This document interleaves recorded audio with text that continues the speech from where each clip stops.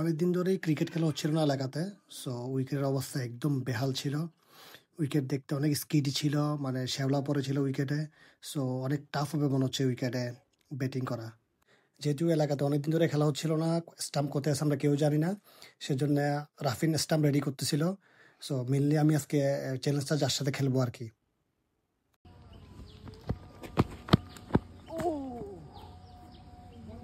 প্রথম ball dot হয়ে যাওয়াতে আমি একটু প্রেশারে ছিলাম।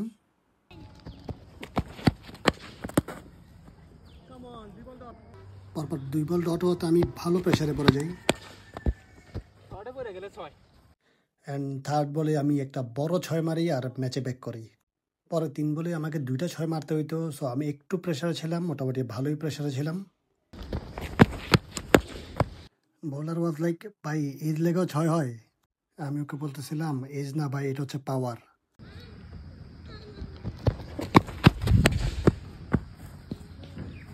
ব্যাক টু ব্যাক 2টা ডট বলার পরে আমি টানা 3টা 6 মারি, আর তখনই বলার নো বল করা স্টার্ট করে। সো 1 বল হাতে রেখেই আমি এই চ্যালেঞ্জটা জিতে যাই। আর ওয়েদার এত গরম ছিল যে আপনি আমার বোলারকে দেখলেই বুঝবেন। আমি তো জিতে গেলাম। জিতে গেছেন আপনি, এতদিন প্র্যাকটিস করছেন অল্প স্বল্প, আমি তো করি নাই। মানে আমি এখন প্র্যাকটিস করছি, সেটা ফল পাইছি, সেটা বুঝাচ্ছ? হ্যাঁ, সেটাই বুঝাচ্ছি।